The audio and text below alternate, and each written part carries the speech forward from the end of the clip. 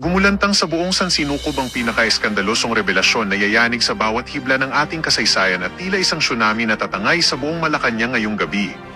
Sa isang hindi inaasahang kaganapan na tila kidlat na tumama sa gitna ng katahimikan, hindi na raw napigilan ni Senadora Imee Marcos ang ilabas ang mga selyadong dokumento at mga lihim na recording na nagpapatunay di umano sa matinding pagtatraidor ng kanyang sariling kapatid na si Pangulong Bongbong Marcos. Ayon sa ating mga espiyang nakatago sa bawat madilim na kanto, huling-huli sa kamera ang panginginig ng mga opisyal habang ang mga itim na sasakyan ay nagkakaripas ng takbo upang itago ang katotohanang ang kaban ng bayan ay di umano'y ibinibenta na sa mga dayuhang puwersa sa ilalim ng madilim na gabi. Hindi makapaniwala ang buong mundo sa nakakangilong eksenang ito kung saan ang dugo ay lumalaban na sa sariling dugo dahil sa mga ebidensyang selyado ng ginto at bakal na ngayon ay hawak na ng senadora. Ayon sa mga saksing nasa loob mismo ng mga selyadong opisina, tila tumigil ang pag-ikot ng mundo nang ipakita ang mga transaksyong pilit na ibinaon sa limot na nagpapakita ng bilyon-bilyong pisong sabwatan na magpapabagsak sa dangal ng kanilang pangalan sa harap ng buong sansinukob.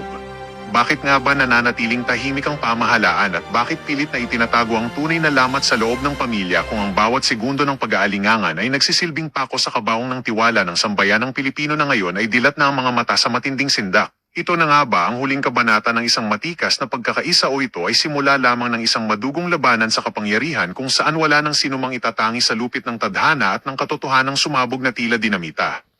Wala nang kukurap at wala nang bibitiw dahil ang bawat segundo ay tila isang dekada ng paghihintay kung kailan tuluyang guguho ang buong sistema dahil sa mga pasabog na ebidensyang ito na ngayon ay bulgar na sa bawat sulok ng internet. Abangan ang nakapanghihilakbot na pagbubunyag sa mga susunod na sandali bago pa man burahin ng mga naghaharing uri ang balitang ito dahil ang katotohanan gaano man ito kapait, kasing init ng apoy at kasing bangis ng tadhana ay nakabalandra na sa harap ng lahat at wala nang sino mang makakatakas sa lupit ng nagbabagang balitang ito.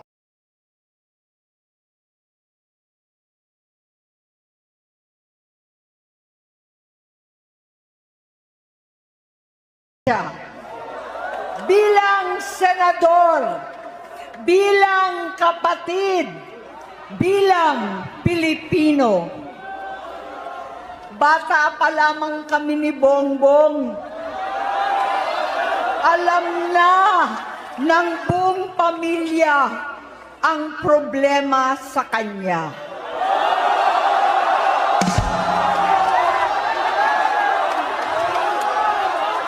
Sa totoo lang, mababasa naman ng lahat ang mga testimonya ng aking ama patungkol sa kanyang ugali at gawain. Noon, dahil may tatay pa kami, hindi ko pa siya responsibilidad. Noong tumatanda, ay mas naging nakakabahala. Batid ko na nagdadrag siya. Yes! Yes! Nalaman ko at ng pamilya, nalaman ng pamilya, seryoso ito. Minsan, kami ng Presidential Guard at Metro Gompa ang naglilinis tuwing nagpa-party po sila.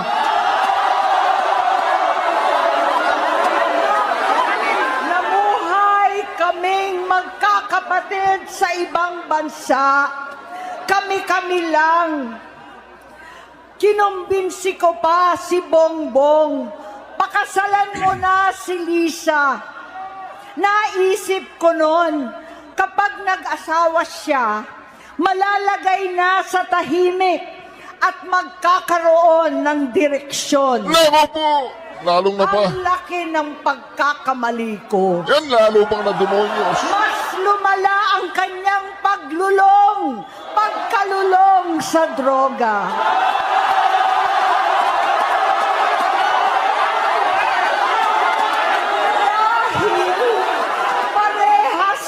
Silang mag-asawa. No! Ano ba? Naging gobernador siya ng Ilocos. Alam ng mga tao doon na halos hindi siya pumapasok. Nako? tuwing kukumprontahin ko siya, ay nagsasabi siyang magbabago na siya, aalisin na niya ang bisyo. Hanggang sa may nagsumbong na naman sa akin na sa paggising pa lang sa umaga, kasabay ng almusal, marijuana pala.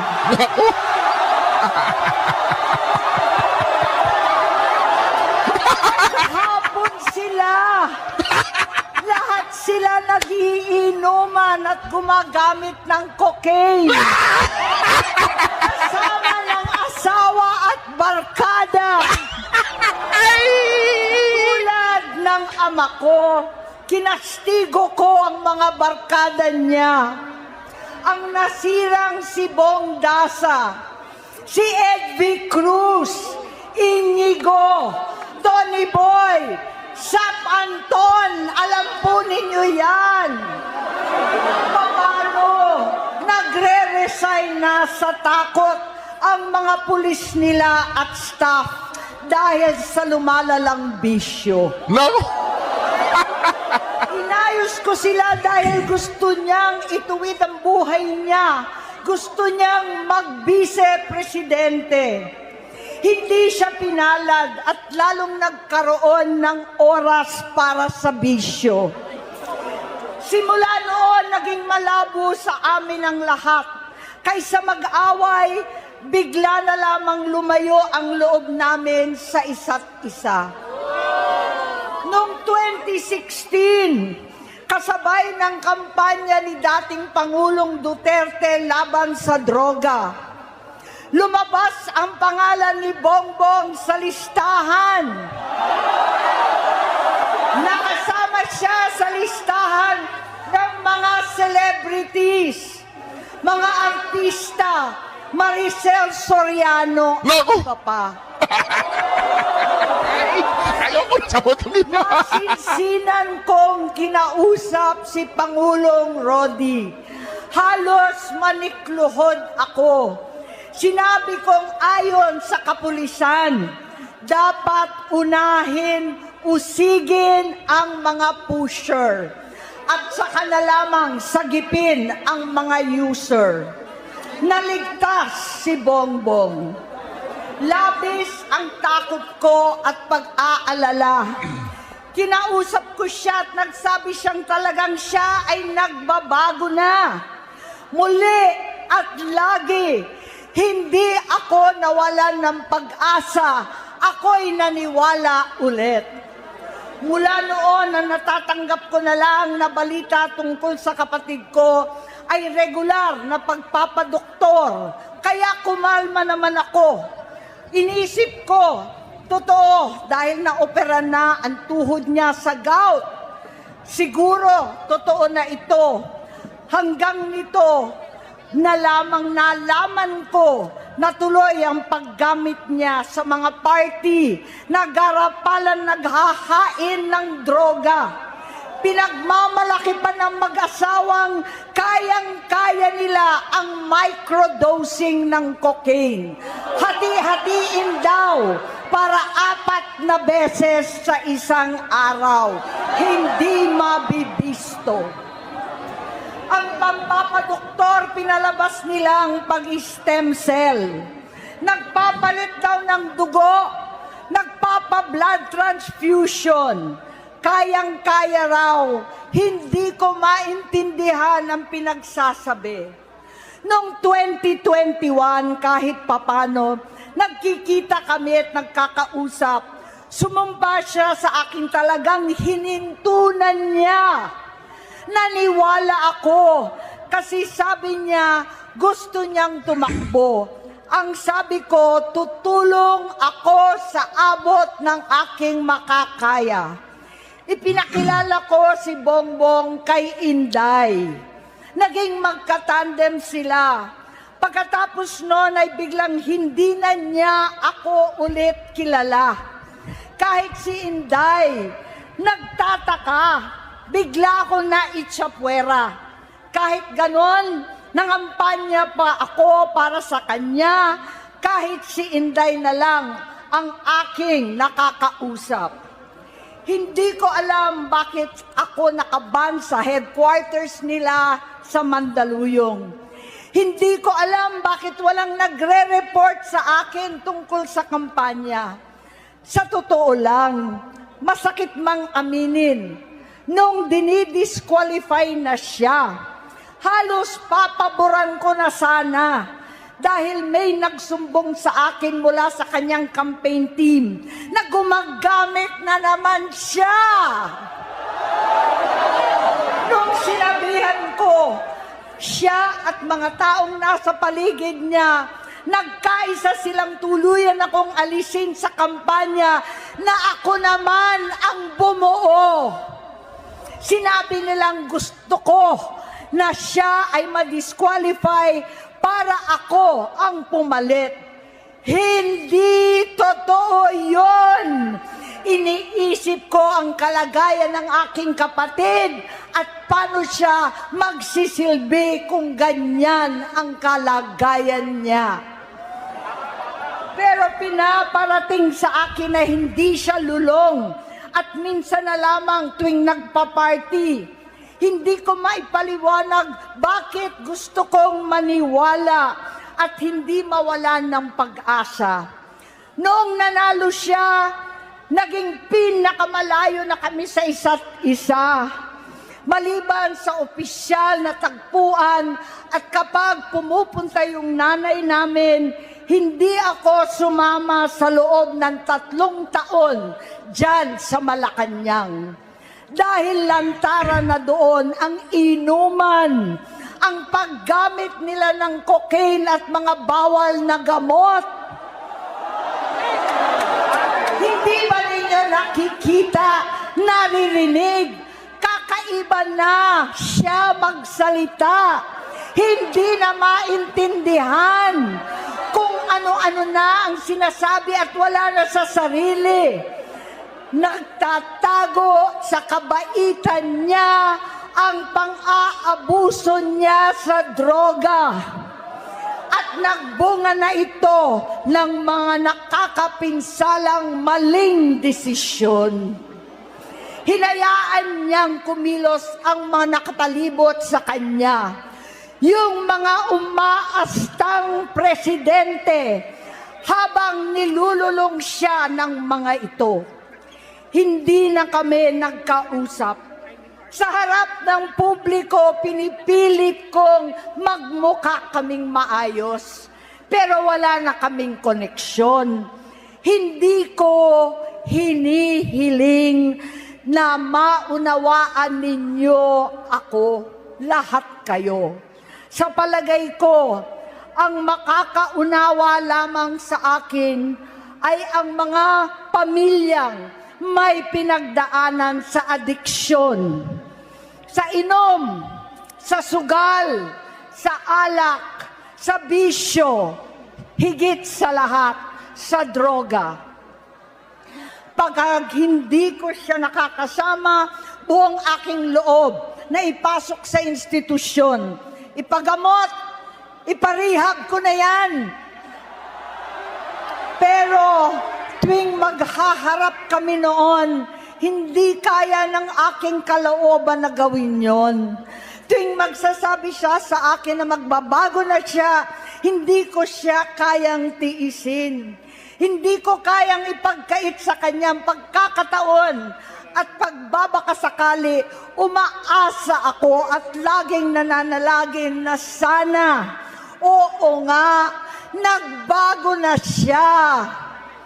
Hanggang dumating ang 2024 at 2025, yung bisyo niya na ang dahilan ng pagbaha ng korupsyon, kawalang direksyon, at maling-maling mga desisyon. Walang accountability, wala nang hustisya. Hindi na niya alam ang nangyayari. Hindi na pinapaalam sa kanya ang mga pangyayari. Sinamantala ng mga ito ang paggamit niya ng droga.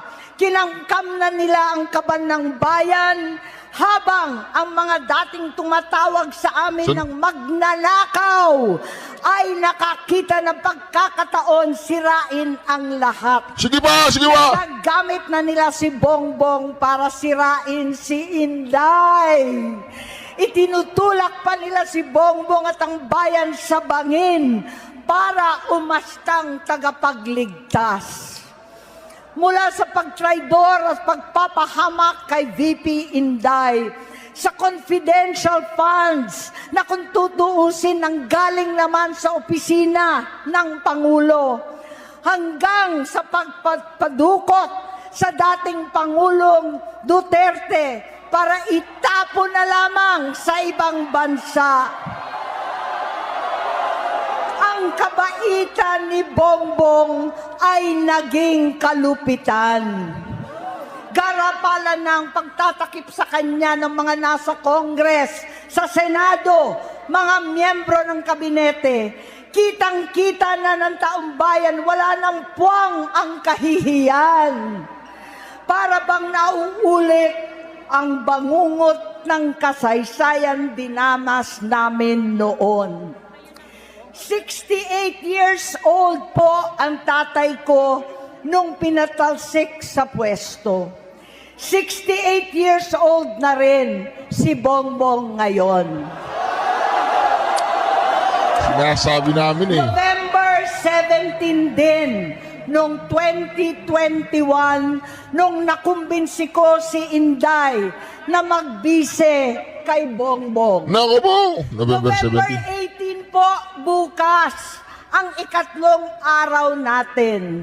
9 na taon na nakakaraan, saktong November 18 pa talaga, na pinalibing ni Pangulong Duterte ang tatay ko sa libingan ng mga bayani. Naku po. Halo-halo na ang aking nararamdaman, pero alam kong ito ang dulo at hangganan ng aking pagtitiis at pananahimik. Hindi na tayo mananahimik. Dahil nalaman kong pati ang mga anak niya ay nagdodroga na. Kinasusuklaman ko pa ang pag-alok ng mag-inang si Sandro ng droga ang aking mga anak at iba pang mga kamag-anak. Yan ang hindi ko na mapapalampas. Sa loob ng halos 4 na dekada, wala akong ibang pinangarap kundi maipakita sa sambayanan na hindi kami masamang tao. Hindi masama ang pamilya Marcos. Gusto kong ibangon ang dangal ng aking ama. Sa pamamagitan ng nagpagtatrabaho para sa bayan, sinikap kong maging mabuting gobernador, kinatawan, senador. Hindi ako halos nagpapahinga para makapag-iwan sana ng legasiya na kapag sinabing Marcos, nabawi na namin ang tingin sa nakaraan. Ngunit sa kagustuhan kong maging responsableng anak, matupad ang pangako ko sa aking ama, nabigo akong maging mabuting kapatid. Naging mahina ako kay Bongbong. Sa kapulisan at sundalo, sa lahat ng mga leader at tagapagpatupad ng batas, siya ang Pangulo natin ngayon. Sinabi ko kung anong kalagayan niya ngayon. Tulungan niyo akong mapabuti ang kanyang kalagayan. Tulungan niyo akong matulungan siya. Hindi niya ako kalaban. Ang kalaban niya ay ang sarili niya. At nadadamay ang bansa sa laban na yan. Bilang senador at lingkod bayan, batid ko ang mga problema at gaya ng bayan, alam ko rin ano ang solusyon. sa pagkakawatak-watak, patuloy na pamumulitika, pagnanasa sa kapangyarihan ng mga talunan naman, kaguluhan sa Mindanao, alanganing gyera sa China at Estados Unidos, kawalang pananagutan sa flood control scam, garapalan takipan, panggigipit sa hindi kaalyado, pagkakanulo sa kapwa Pilipino, pagdakip sa dating Pangulong matanda't may sakit upang ihagis lamang sa bansang dayuhan, pagsadsad ng piso, paglaganap ng gutom, paghihingalo ng ekonomiya, at pagsasawalang bahala sa taong bayan. Ang delubyo at kalamidad na nagdudulot ng parusa, ang korupsyon na nauwi sa kawalan ng tiwala at hustisya sa Pilipinas, sa kanyang pamahalaan, lahat ng yan ay masusolusyonan kung ikaw, aking kapatid, magsaayos ng iyong sariling kalusugan. Kapag humupa ang ingay sa politika, kapag umuwi na kami sa aming pamilya, hindi bilang senador, kundi bilang ate, bilang si Manang Amy ni Bonget, kaya itong sasabihin sa harap ng taong bayan, sa harap ninyong lahat at sa harap ni Bongbong. Bonget, magtatatlong taon na tayong hindi nagkakausap. 3 taon ko nang sinusubukan muli na ako'y pakinggan. Siguro ngayon ay makakariting ng buo ang gusto kong sabihin. Walang mababawasan, hindi madadagdagan. Bongbong, nag-aalala sa'yo si Manang. Tuwing nakikita kita sa TV, gusto kitang puntahan. Napakalaki ng pinagbago mo. Itsura, pagsasalita, takbo ng pag-isip. Minsan, napapatanong ako sa sarili ko, ikaw pa ba yan? Si Bongbong ba talaga yung nakikita ko?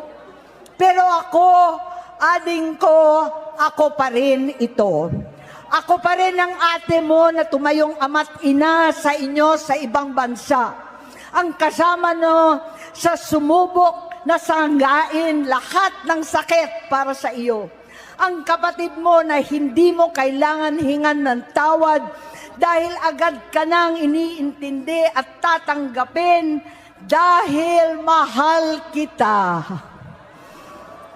Nasa Bagong Tipan, kay Lucas, Kapitulo 17, versikulo 3 hanggang 4. Kung magkasala ang iyong kapatid, sawayin mo siya. At kung siya'y magsisi, patawarin mo siya.